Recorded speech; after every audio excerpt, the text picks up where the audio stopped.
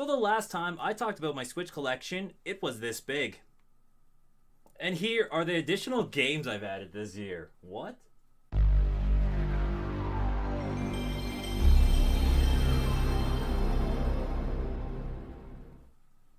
So like many people, I gained the habit of online shopping.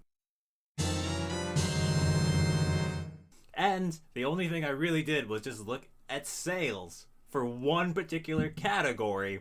I'm guessing you know where this is going. And so, bam, Buddha, bing. This is how I got so many games. Hello, welcome back to the North. So, let's talk about some video games today. And I got quite a few of them to go through, like 44 I think it was when I last counted. So, that's quite a few games I bought. I was kind of surprised because like it didn't seem like I was splurging immensely over the last year. Now I do remember, buying I think like one purchase of like $400 worth of these, just because like they were starting to get kind of rare, and I thought if I don't add them in my collection now, they're just going to get more and more pricey. So that I remember one purchase costing a bit. For the most part though, the Switch has a lot of remakes and ports of games, so I don't have to. There is like first party like Nintendo games I bought. Those are the most expensive ones. Those are usually ranging around $70-$60, but there's still quite a few of them, so let's just start talking about games right away here. Alphabetically, by the way, I did that first, which is, the first one going through is Blasphemous. This is made by Team 17, the same people that made Worms, a really old computer game that is still very popular today, and I always wondered, do they make any other games, Team 17? And so when I saw Blasphemous come out, I thought, okay, they made a Metroidvania style game, and I always found those kind of interesting when I can get the chance to be immersed. So yeah, I picked up a Metroidvania style game. Not the only one in the collection, but definitely the first one of many to talk about here today. The next one I'm just going to talk about together is Crysis and Crysis 2. So I got Crysis, and I thought, you know what? I see that Limited Run Games is making Crysis 2. They also have Crysis 3 out. I didn't bother picking that one up. And I thought, let's pick both of these up this year because they were both pretty inexpensive. I remember Crysis cost me about $39, and Crysis 2, the shipping was about $45, surprisingly. So I thought, like, okay, that's almost as much as like a Nintendo game if I bought it with shipping up here. So I thought, hey, cool.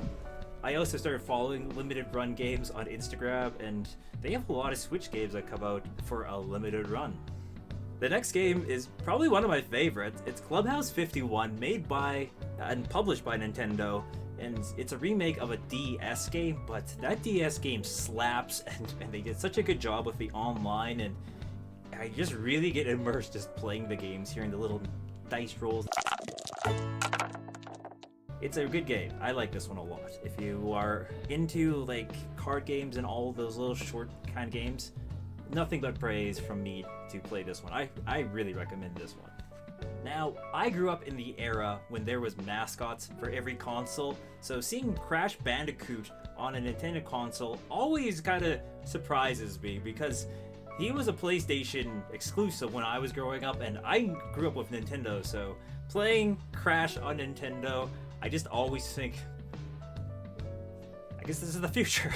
Now, this next game I only bought just because I thought I should own the physical copy. I own it digitally, and I've not even opened up this copy of the Elder Scrolls Skyrim, but it's nice having a copy and sealed for some reason.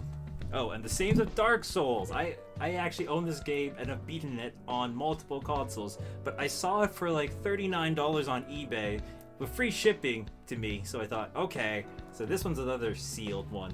Dragon's Dogma Dark Arisen. Now this is a 2012 role-playing game, and I thought Capcom did a decent job. It's basically a clone of Skyrim, but I mean, this also is just a pretty expansive title, and I thought, let's get this.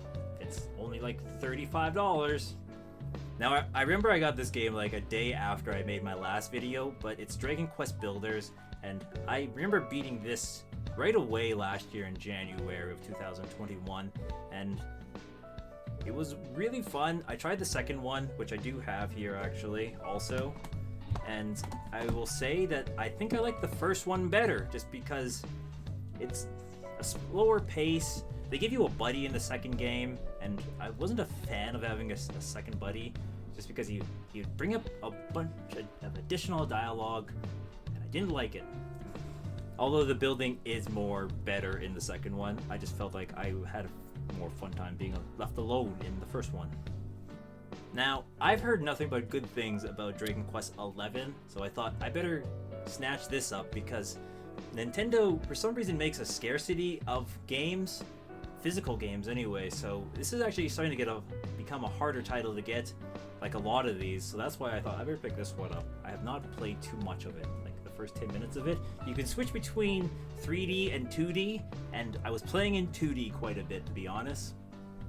Next up is Dying Light Platinum Edition. Now, I was having such a fun time until the parkour zombies came at me, and I was just like, okay, I am not entertained as much as I was now. I'm scared! God damn, just talking about this game making me want to turn the light on, actually.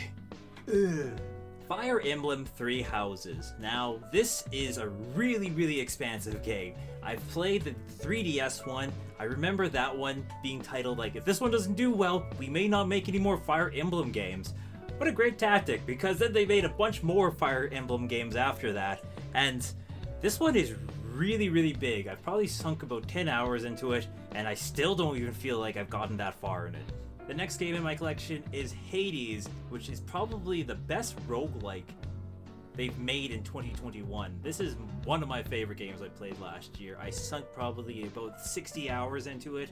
I just really, really enjoyed it. Like, you die a lot, but that's actually even part of the story, and it's really, really cool. I never had a dull moment playing Hades, and I highly recommend picking this title up.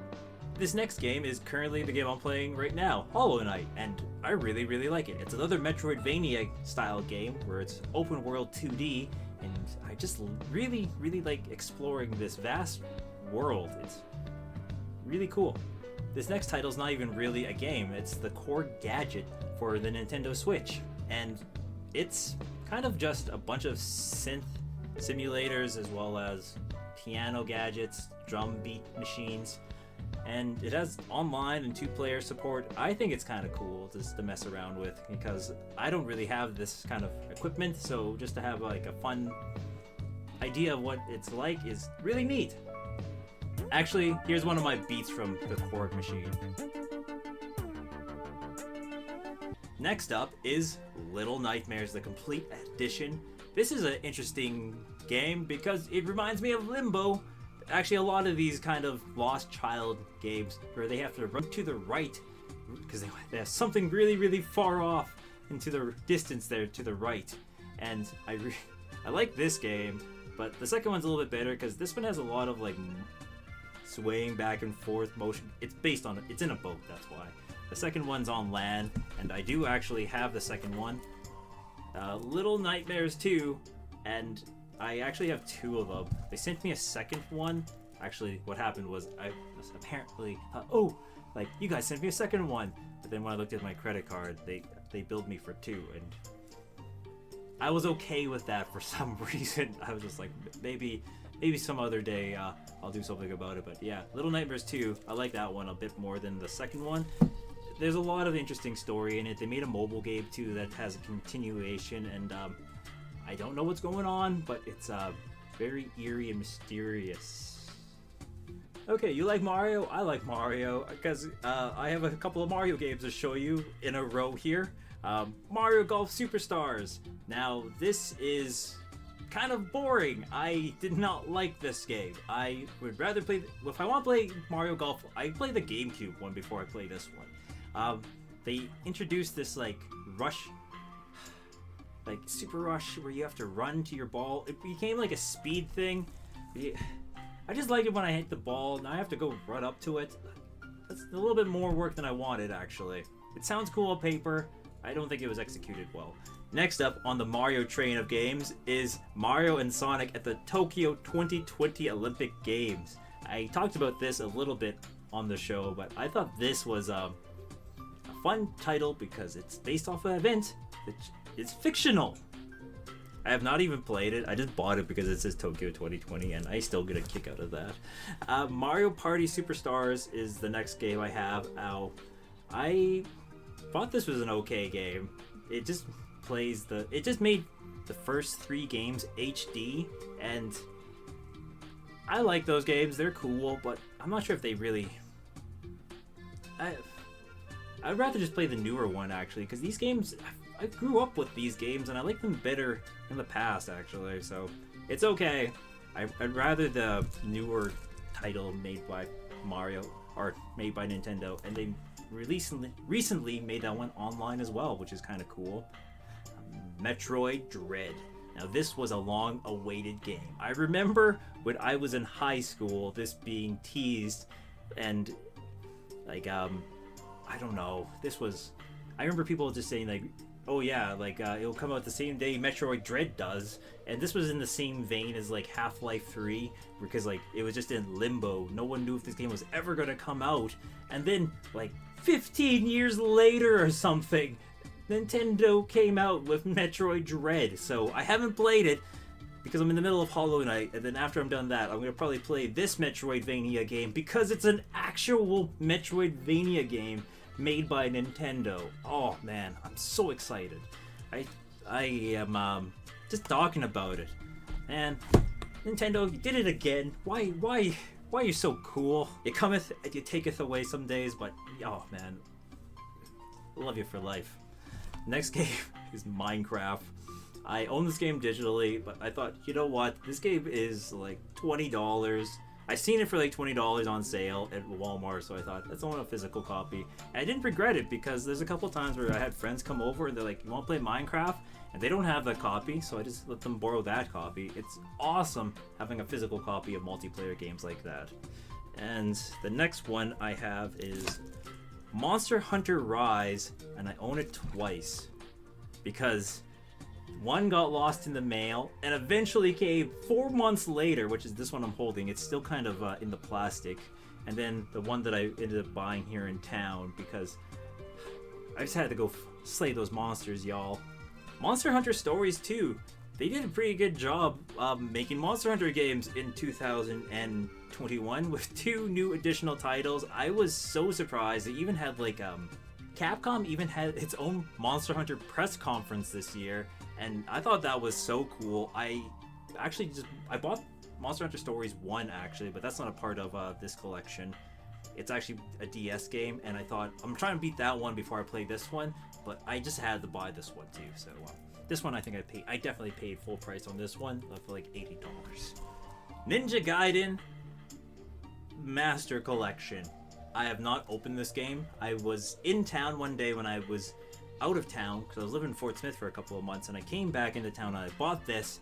I left this here in Hay River, and I never got to play it, and I still have it. I just left it in the collection unopened, and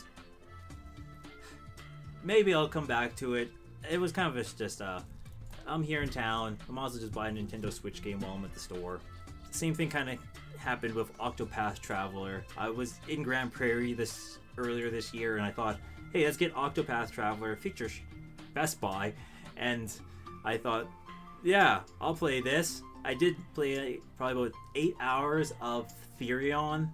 I think that's the thief's name again, but it was just, once I realized there was like 8 stories, just playing one just made me, for some reason, feel like, okay, I'll come back to this in a bit. This was probably about 2 months ago, so I still feel like I'll come back to this one sooner than later. I actually really enjoy that every 8 characters has different traits and they all start in different spots of the world. But I also kind of just looked up how it ended, so I'm like, oh, I know how the game ends. Next up is Pokemon. Let's go Pikachu. I was in Grand Prairie, Alberta earlier this year, and I also picked this up at EB Games.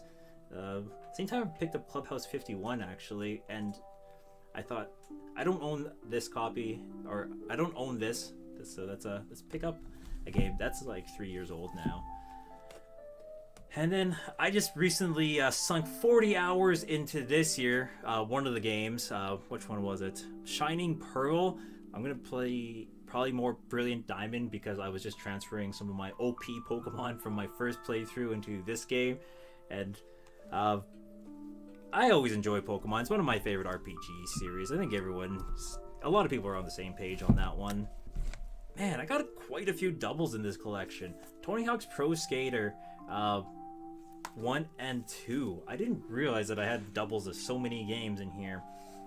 This one here is, I was going to give this one as a gift, but then I didn't. So that's still possible of me to give one of them away to family or friends.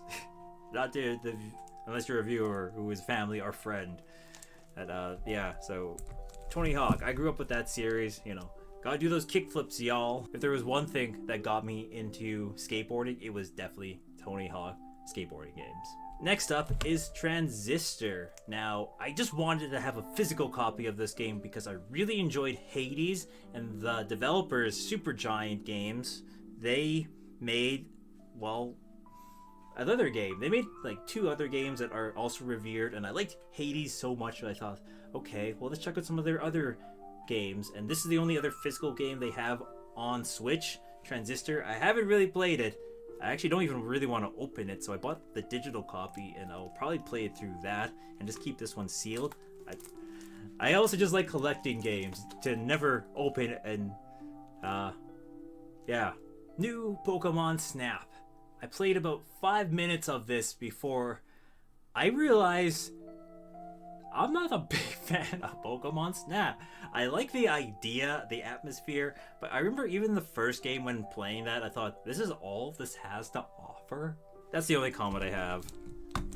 Here's another Mario game, but because it starts with Super, it's in the S category. Super Mario Brothers 3D World, as well as Bowser's Fury. And I played a ton of Super Mario 3D World. I actually really enjoy it, and I haven't played Bowser's Fury really. I was too busy playing other Mario games. I'm still in the middle of trying to beat this game. This is enough Mario right now. So whenever I want to play a Mario game, I'm still trying to beat this series. I'm in Sunshine, middle of, like, I got quite a few tokens and stuff. I'm probably halfway done the game. Not really far. Super Mario 64 took a hell of a long time to beat. But yeah, Bowser's Fury, I'll probably play that. Never. I don't know. Maybe one of these days. This next game is by far one of my favorite games, so I thought I should just own a physical copy of it. Stardew Valley. It's not even the collector's edition. I may pick up a collector's edition because, man, Stardew Valley is my jam. I just love farming simulators. I just like that capitalism grind. But yeah, Stardew Valley. I play it all the time, and so I thought, let's own a physical copy, even though I own the digital copy, and I play that. I seem to always make a new file at least once a year. I can't say the same of other games like that, like Minecraft. I play the same world that I've been playing for many years, like where Stardew Valley, I just love just, you know, sparking up a new conversation with Abigail. But, you know, me, the simp. Okay, next up, Street Fighter. This one is really cool because it has like every Street Fighter game ever made up until like the 4th one. They don't have Street Fighter 4 in here, but I mean, like, they have one. They have Street Fighter. I mean, that's okay. It's actually a really god-awful game, but hey, I'm glad that they decided to show that relic in the Anniversaries game. And now we're down to the W games. So I got WarioWare. They really changed up the mechanic in this particular version. I'm okay with it. And I probably sunk about 3 hours into it and thought, that's okay.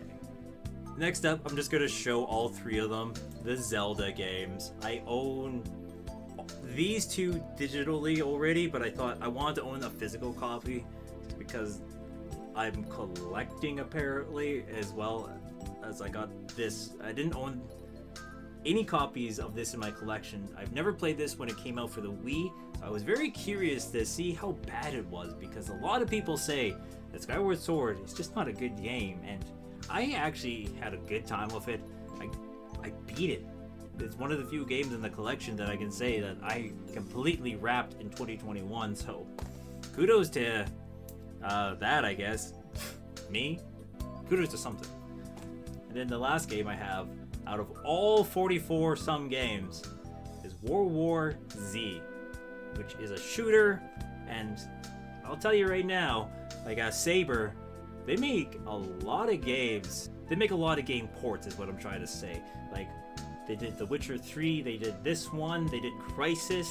I was pretty surprised to see that Saber is a pretty big company when it comes to making games, or at least porting them for Nintendo Switch. So I'm basically watching these guys now. They're on my radar of developers for the console.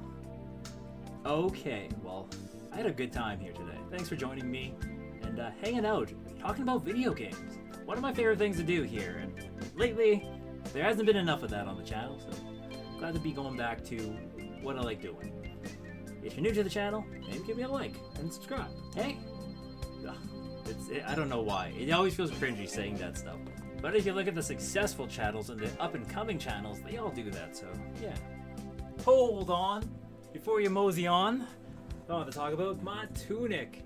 I wore this the whole entire video, didn't mention that. I thought this was just kind of an interesting fashion statement, and I thought, hey, let's wear a tunic. When is that like an option usually in your day-to-day? Why am I wearing these? They are glaring. Anyways, thanks for watching the video. I hope you're having an excellent new year. If you're watching this in the future and it's not near January, thanks for checking out some of my older videos. You have an excellent rest of your day, and I'm going to continue on making some TikToks and short vids now. Follow me on all of these. I'm actually making TikToks, so that's cool. Check out this old video. Actually, this is my old Switch games. You have a good rest of your day. See you in the next one.